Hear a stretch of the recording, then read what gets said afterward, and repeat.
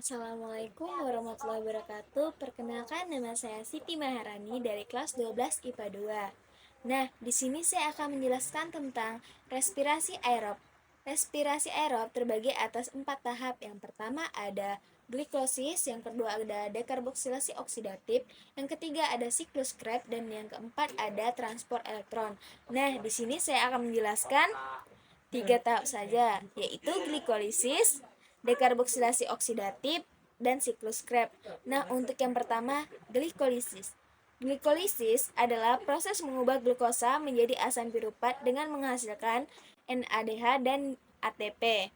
Nah, glikolisis terjadi di sitosol. Satu molekul glukosa pada glikolisis sama dengan 2 molekul asam piruvat, 2 NADH, 2 ATP, dan 2 H2O. Reaksi dari glikolisis yaitu glukosa ditambah 2 ADP ditambah 2 NAD menghasilkan 2 asam piruvat, 2 ATP, dan 2 NADH. Tahapan terjadinya glikolisis yang pertama, glukosa diubah terlebih dahulu menjadi glukosa 6-fosfat dengan bantuan enzim hexokinase. Pada tahap ini, memerlukan ATP atau adenosin trifosfat yang dapat melepaskan energi untuk diubah menjadi ADP. Yang kedua, glukosa 6-fosfat diubah menjadi fruktosa 6-fosfat yang akan dikatalis enzim fosfohexosa isomerase. Yang ketiga, fruktosa 6-fosfat diubah menjadi fruktosa 1,6 difosfat. Pada reaksi ini akan dikatalis oleh enzim fosfofruktokinase dan membutuhkan energi dalam bentuk ATP. Yang keempat, 1,6 difosfat yang mempunyai 6 atom C dipecah menjadi gliseraldehid 3 fosfat yang memiliki 3 atom C serta dihidroksil aseton fosfat 3 atom C, yang mana proses reaksi yang terjadi dikatalis oleh enzim aldolase. Yang kelima, pada satu molekul dihidroksil aseton fosfat yang terbentuk selanjutnya diubah menjadi 3 gliseraldehid 3 fosfat dengan bantuan enzim triosa fosfat isomerase, yang mana enzim tersebut bekerja secara bolak-balik. Itu berarti bahwa bisa mengubah gliseraldehid 3 fosfat diubah menjadi dihidroksil aseton fosfat. Yang keenam, gliseraldehid 3 fosfat selanjutnya diubah menjadi 1,3 bifosfogliserat dengan bantuan enzim gliseraldehid 3 fosfat dehidrogenase. Dalam proses ini terbentuk NADH. Yang ketujuh, lalu 1,3 bifosfogliserat diubah menjadi 3 fosfogliserat dengan bantuan enzim fosfogliserat kinase. Energi yang dilepaskan dalam reaksi ini dalam bentuk ATP. 8. Selanjutnya 3 fosfogliserat tersebut diubah menjadi 2 fosfogliserat dengan bantuan enzim fosfogliserat mutase. Yang kesembilan, 2 fosfogliserat tersebut selanjutnya diubah menjadi fosfoenol piruvat dengan bantuan enzim enolase. Yang ke-10, fosfoenol piruvat yang dihasilkan selanjutnya diubah menjadi piruvat yang akan dikatalisis enzim piruvat kinase. Dalam tahap yang ini juga dihasilkan ATP. Setelah mengetahui tahap glikolisis, nah di sini glikolisis membutuhkan 1 glukosa, 2 ATP, 2 ADP, 2 ADP, dan menghasilkan 2 asam piruvat, 2 NADH, dan 4 ATP, 2 ATP bersih. Selanjutnya, dekarboksilasi oksidatif.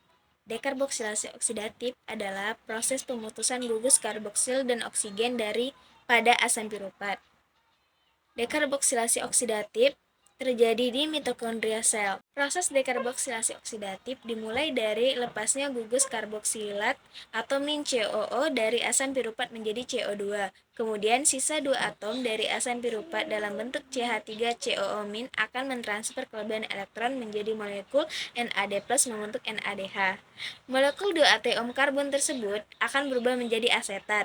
Langkah terakhir, koenzim A atau CoA akan diikatkan pada asetat sehingga membentuk asetil koenzim A atau asetil koenzim A. Dalam dekarboksilasi oksidatif membutuhkan 1 asam piruvat, 2 CoA, dan 2 NAD+, yang akan menghasilkan 2 CO2, 2 asetil enzim CoA, dan 2 NADH. Selanjutnya siklus Krebs yang dikemukakan oleh Hans Otto Krebs. Siklus Krebs adalah reaksi dalam matriks mitokondria yang mengoksidasi gugus asetil CoA menjadi CO2 dan mereduksi koenzim yang menghubungkan dengan pembentukan ATP. Tahapan siklus Krebs yang pertama, proses pembentukan sitrat. Dalam proses ini terjadi penggabungan antara molekul asetil koenzim A dengan oksaloasetat yang membentuk asam sitrat yang dibantu dengan enzim asam sitrat sintase. Yang kedua, sitrat yang dihasilkan dari proses sebelumnya akan diubah menjadi isositrat dengan bantuan enzim akotinase yang mengandung Fe2+.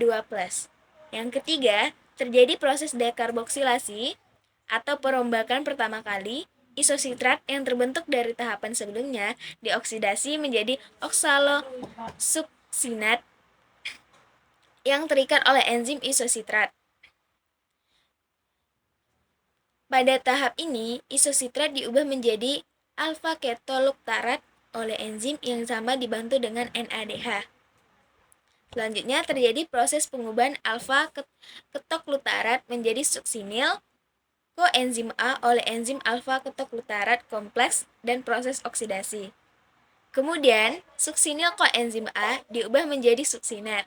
Tidak hanya dibantu dengan enzim, tahap pengubahan ini dibantu juga dengan Mg2+ dan GDP yang bersama fosfat membentuk GTP. GTP inilah yang diubah menjadi ATP sehingga menjadi energi yang dibutuhkan jaringan. Pada tahap ini, suksinat akan dioksidasi menjadi fumarat dengan bantuan enzim suksinat. Dehidrogenase. Pada tahap ketujuh adalah proses hidrasi. Pada proses ini, terjadi penambahan atom hidrogen pada ikatan karbon C sehingga menghasilkan produk berupa malat. Dan selanjutnya, kemudian malat dioksidasi untuk menghasilkan oksaloasetat dengan bantuan enzim malat. Dehidrogenase. Kemudian, oksaloasetat akan menangkap asetil koenzim A sehingga siklus Krebs akan terus-menerus terjadi. Tidak hanya itu, dalam tahap ini juga berubah NADH. Hasil akhir dari siklus Krebs yaitu 6 NADH, 2 FADH, 2 ATP, dan 4 CO2. Sekian yang dapat saya sampaikan tentang reaksi aerob, yaitu glikosis, dekarboksilasi oksidatif, dan siklus Krebs. Mohon maaf jika ada salah kata ataupun yang lainnya. Wassalamualaikum warahmatullahi wabarakatuh.